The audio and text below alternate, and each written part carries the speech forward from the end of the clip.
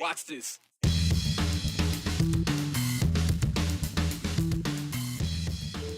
We knew it was coming, and now we know more about it. Idaho is being sued for blocking the sale of the ITD building in Boise. But this isn't exactly about a bitter bidder losing out on a buy. This claim is based on Idaho's Constitution.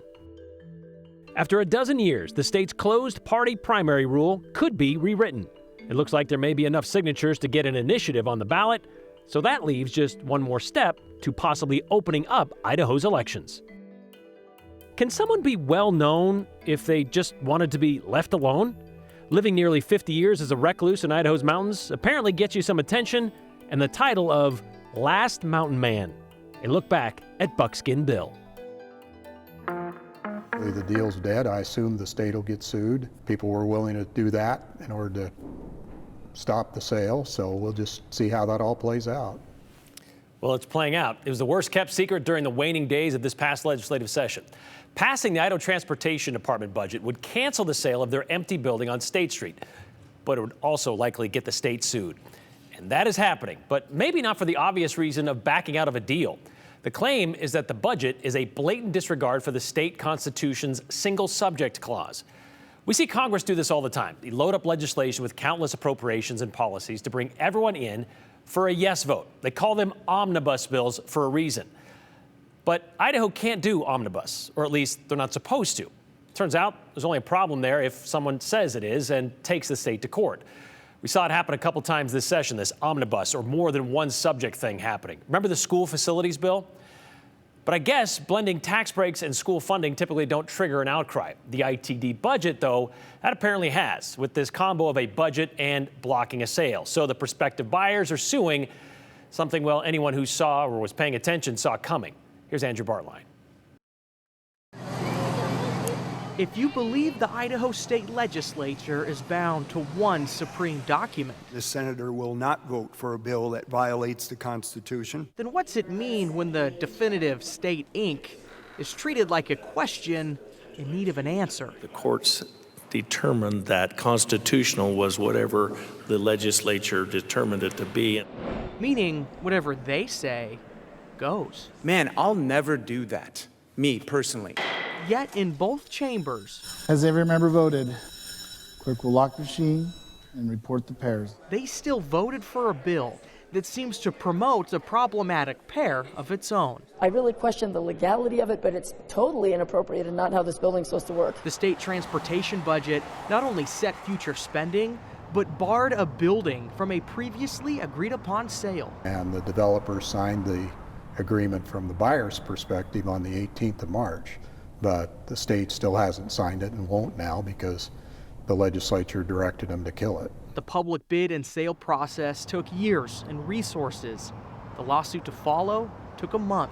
When someone is opposed to the idea of the bill, then they start looking for that more than one issue as a way to challenge the bill. Dr. Stephanie Witt is a political science professor at Boise State University. As a part of our state constitution, legislation and initiatives have a single subject. But that line is known to be subjective. It kind of depends on how broadly one wants to consider a topic area.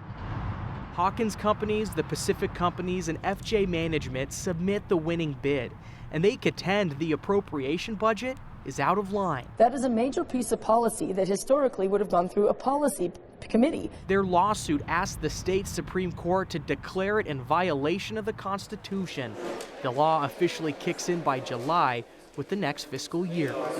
I believe it's time for us to take a stand on this type of lawmaking. The single subject clause sat center in multiple debates. It's my opinion on multiple bills. That there is some constitutional concerns. Now becoming law, becoming a real problem. Yeah, we gave a lot of fodder to the lawyers by passing illegal and unconstitutional laws this year. The plaintiffs wrote in a public statement, quote, "We are confident the outcome of this litigation will be a win for small government and free market advocates across Idaho." Because a business knows you're only good as your word, and the government's only good as the doctrine they follow. Which brings us back to the single subject rule. It turns out the framers were pretty smart when they put that into the Constitution. Governor Brad Little often puts out a transmittal letter after he signs something into law. In this case, he did not sign this into law. He let that 5-day timer go out to where it just goes into law on its own. In that transmittal letter, he voiced concerns about how this could hurt the state's reputation in dealing with private business, and they will not comment on pending litigation. There was nothing about concerns of it being unconstitutional, just did not think that maybe it was the best business practice. Not enough to veto, though. It became law. Okay, so yeah, reputation is one thing. Businesses back out of deals, I wouldn't say all the time, but they do it frequently. And that happens. And yes, maybe your reputation is hurt. But it seems to me like all that discussion in both houses, both chambers, they were like, if you want to have a reason to sue us, here's how, and it's a constitutional thing. I mean, it's one of those open secrets where the lawmakers say, this is not constitutional. And you heard Senator Brian Lenny say it one piece there too. He's like, but then you guys vote for it. Yeah. He said, I personally would never do that.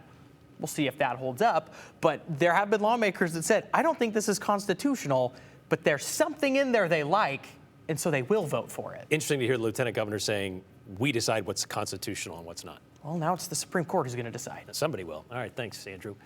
You know, Idaho's May primary coming up in less than a month, and for the last 12 years, that election has been fractured into party-affiliated primaries. You have to be registered Republican to pick Republicans for the general election. But could this primary be the last one in Idaho to be closed? A citizen ballot initiative is hoping to open them back up like they were prior to 2012 and even just kind of adjust them a bit. Well, it looks like that choice will be left to Idaho voters.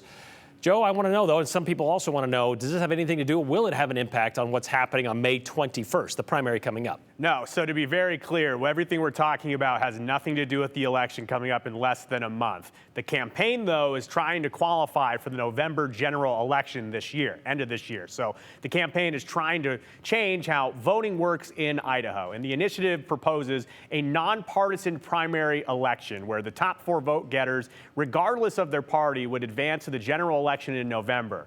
And the general election would then have instant runoff voting, like you're watching here. It's often called ranked choice. And voters would choose their top candidate and then rank the remaining candidates in order of their preference. And if no candidate wins with more than 50% of the vote after the first choice rankings are counted, then the last place candidate would be eliminated, as you say, and then each vote would go to the candidate for the voter's second choice. So that process would repeat until one candidate gets at least 50% of the vote and it is declared the winner. Again, this is commonly referred to as ranked choice voting. So to qualify for the November ballot as a ballot question, the coalition, Idahoans for Open Primaries, they must collect signatures from 6% of all Idaho voters who were registered to vote in the last general election, total of about 63,000 signatures. And that also must include 6% of registered voters in 18 out of the 35 legislative districts statewide. All the signatures, everything has to be collected by May 1st. That's coming up this week on Wednesday. Reclaim Idaho founder and one of the powers behind the push, Luke Mayville, he gave us the latest. With the time counting down, will they qualify for the ballot? We are set for the Open Primaries initiative to be on the ballot in November 2024. We have collected over 90,000 signatures, which gives us more than enough to feel very confident that we have the 63,000 that are required. So you may be wondering, if they have 90,000, what is the 63,000 number they're concerned about? With that 90,000, it is assumed that some of the signatures, for whatever reasons, will be thrown out. So if you want to collect 63,000, the idea, collect way more than that in case some signatures are thrown out. So the coalition, though, they will turn in their collected signatures into the county clerks and then later on the Secretary of State to have the signatures verified. So county this week, and then the Secretary of State would be in July. If the initiative does make it to the November election ballot, Brian, it would be a simple majority vote to get it passed. It would be a very big change for how Idaho does elections, but not unheard of. Ranked choice voting, or open primaries as it's called here, it has been picking up steam across the country. I was just kind of looking up to see how it compares to the last time there was a voter initiative, the Medicaid expansion. Like, that one passed by a lot, but I'm curious how this compares when it comes to number of signatures prior to this step. So yeah. A lot more people in Idaho too now, so it'll be interesting. All right, thanks, Joe. Well, the public is invited to honor fallen Ada County Deputy Tobin Bolter tomorrow as his memorial procession makes its way along, or makes its way, I should say, from Ada to Canyon County. Thousands are expected to attend at the Fort Idaho Center in memory of Ada County's first deputy to be killed in the line of duty. Here's Morgan Romero with that and more you need to know in today's 411. My mom called me on the phone. And she was crying hysterically and told me Tammy passed. Jurors heard emotional testimony from Tammy Daybell's family during day 13 of Chad Daybell's triple murder trial. He's accused of killing and conspiring to kill Tammy, as well as two of his current wife Lori Vallow Daybell's kids, JJ Vallow and Tylee Ryan. Tammy's family members said when they found out she died, they were really confused because she was so young and healthy. Tammy's cousin, Hannah Munoz, said Chad told some people at the viewing he found Tammy dead when he came to bed that night. That's inconsistent with what he told law enforcement, which was that they were sleeping and he woke up to Tammy rolling off their bed. There's no court tomorrow, so testimony and evidence will pick back up on Wednesday. There's a public procession for Deputy Tobin Bolter tomorrow before the private memorial. Deputy Bolter was shot and killed at a traffic stop earlier this month. The public is invited to line the route. It'll start near Highway 55 and State Street in Eagle around 12:30, travel to Star Road, then Chinden Boulevard to Canada Road, and then Franklin Road to the Ford Idaho Center in Nampa, where the private memorial will be. The entire procession will probably take about 2 hours, so expect traffic delays. Then, the memorial starts at 3. It'll be live streamed at the Ford Idaho Center Amphitheater or right here on KTVB and on KTVB.com. Today kicks off Idaho Gives, the state's largest online giving event. More than 650 nonprofits across the state are signed up to take part this year. To help one or more of those nonprofits, you can donate online right now. All you have to do is visit idahogives.org and search for a nonprofit to give to. You can donate now through Thursday, May 2nd at midnight. There are still some tickets for the St. Jude Dream Home in the Shelburne community in Meridian. Tickets cost $100 for the 2,100 square foot 3-bed, 2-bath home. Money raised benefits St. Jude, where no family ever receives a bill for treatment, housing, travel, or food. Plus, if you buy a ticket by this Friday, you'll be eligible to win some early bird prizes, including a brand new 2023 Ford truck, courtesy of Idaho Ford stores. The easiest way to buy tickets is online at dreamhome.org or call the number on your screen, 1-800-537-8939. Heads up, music lovers, Flipside Fest is canceled this year. Duck Club Entertainment says the team needs a bit of a summer break, so they're pressing pause on the Garden City Music and Arts Festival. But organizers say it'll be back next year. And that's the 411 on the 208. I'm Morgan Romero.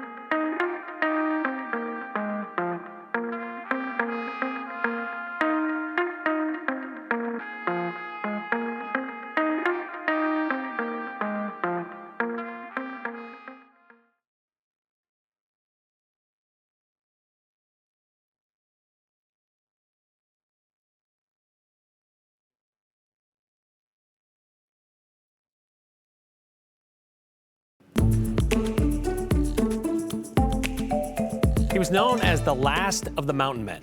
Buckskin Bill lived in Idaho's Frank Church River of No Return Wilderness for nearly 50 years, before it was even designated as protected wilderness.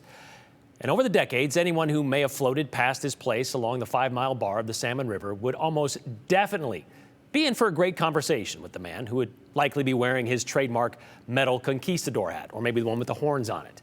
Buckskin Bill passed away 44 years ago today. He died the way he lived, alone, in the home he built with his own hands. Before a recluse living in Idaho's mountains, Buckskin Bill was certainly well known. Buckskin Bill got his first scent of celebrity status in the early 1960s when he was visited by True Adventure, the TV series. In an age of 1,000 modern comforts and conveniences, one man has chosen to live alone on a mountain in the wildest section of the United States, with no conveniences except those he can make with his own hands. They walked Bill through several scenes as he showed them where he lived. Here by Idaho's Salmon River, the river of no return, lives Buckskin Billy. Or Bill. He's a legend. Bill showed the camera crew how he survived 30 years alone so far. Yes, 30 fantastic years he's lived in the Idaho primitive area. I think you'll be amazed and thrilled with his story. His story began in 1906 in Oklahoma when it was still Indian territory. Born Sylvan Ambrose Hart, he graduated from the University of Oklahoma and thought for a moment about getting into the oil business. Then the Depression hit. My reaction to the Depression was to find a place with natural resources to defeat it. I could have found no better place than Salmon River.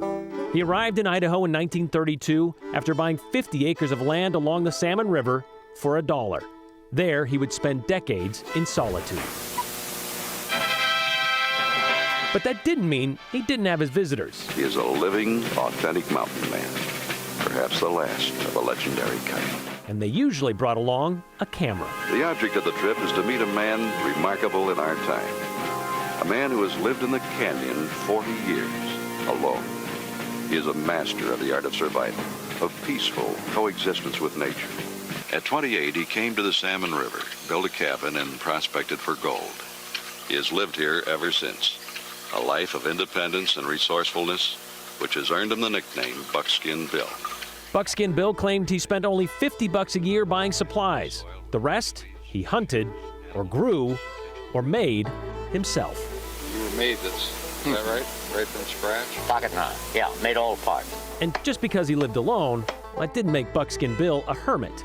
He actually seemed to enjoy visitors. If there was kids along, he liked to ask them if they liked kittens and bring out a jar of cougar kittens that he had preserved. But living alone was the life he chose. I got the impression that most of them were uncomfortable with too close of neighbors, that they liked to have some choice of their neighbors and who they visited with, and were very personal about their time, so that you didn't want to infringe. If you infringe too much, you wouldn't be welcome. Years later, what is retirement? Why don't you want to retire? KTVB's Sal Selesky would learn, what they do to you is this. There wasn't much that could keep Buckskin Bill declare you an old man from living the life he wanted. How would you like people to remember Buckskin Bill? In what fashion? What would you like done to all of the things that you have? Well, what I told them was, I wanted to be in the museum surrounded with some of my equipment. And I wanted to have... Wait a minute, you want to be in a museum? Well, I wanted to be stuffed like a elk or something like that, and I wanted a 6-shooter in each hand and a bowie teeth in my bowie knife in my teeth, and that would be prepared. And then they'd get my feelings all just at a glance. It wasn't long after that interview. On April 29th, 1980, Buckskin Bill passed away at his cabin at the age of 73. No, he wouldn't be stuffed and stood in a museum, but buried in his own garden. It's a place where everything's in your favor. If you really know anything, why, it's the best place of all to live. Of course, Buckskin Bill probably wasn't the last of the mountain men. I mean, that title may fall to Dugout Dick, who we've done a couple of stories with over the years. None of any other of those Idaho mountain men, though, were covered by Sports Illustrated in 1966 and had their own National Geographic TV special.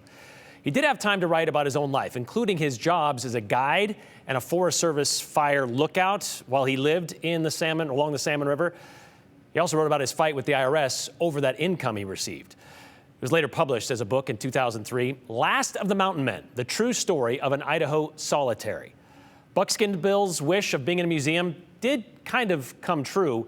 They turned his cabin into a museum, providing a glimpse into his legendary life. It can only be accessed with a trip down the Salmon River, though. So if you can't get there, well, you can still see some of Buckskin Bill's stuff at the Idaho State Museum.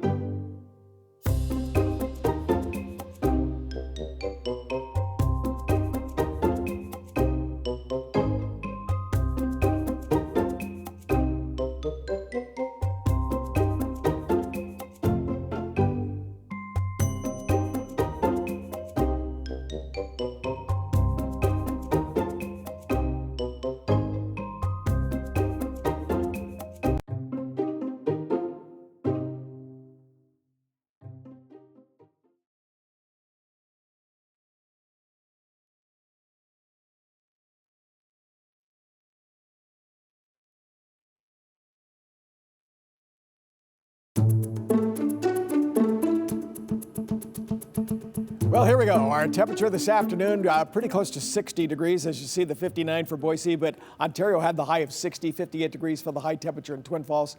Had some pretty gusty winds this afternoon, as you know. Winds gusted up to 47 miles an hour right here in Boise, and Caldwell had the same thing. So some strong gusty winds. We got some reports out there of tree limbs down. We're just trying to get some of those things together. So I hopefully around your home that things are okay. We had some strong gusty winds there. As you take a look at Adrian, Oregon, they're just about to get a very light shower. Now in the forecast for the day, there's a slight chance of a shower. You see why. As they come in here to Caldwell, they pretty much break up. Nothing's made it to Boise, but they're moving to our north. This is going to continue throughout tomorrow and Wednesday. So because of that, you could see a shower out of this picture as this whole unsettled pattern continues pushing through the area. Tomorrow, not quite as windy as what we had today, but we still have breezy to windy conditions, which will continue all the way through Thursday. Now, gardeners, as I mentioned, look out, because the next few mornings, we're going to be seeing some frost, and temperatures for even tomorrow morning could very easily be down close to the 32-degree mark, okay? So do what you can through this area here, because I think it's going to start warming up when we look at some of the low temperatures, mainly into the low to the mid-40s, and then possibly a shower over the weekend. But Saturday still has a chance of that 71 degrees. Here's what we're looking at is as we get into the weekend here, we're into the month of May already. You realize that. And we're not looking at a lot of changes. We're not seeing things heat up quickly or anything like that over the next few days. We're going to see it unsettled and temperatures that will continue somewhere into the 60s.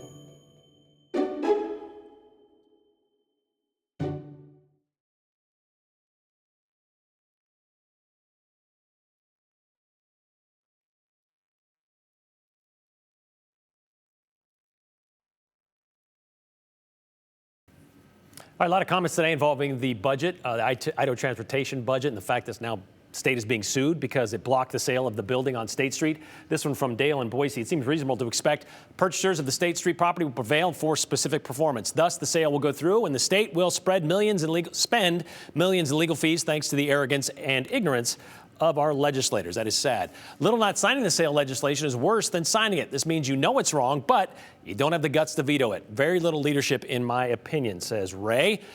Here we go again. The group that constantly tells everyone they want less government involvement is creating more government involvement with this ITD sale.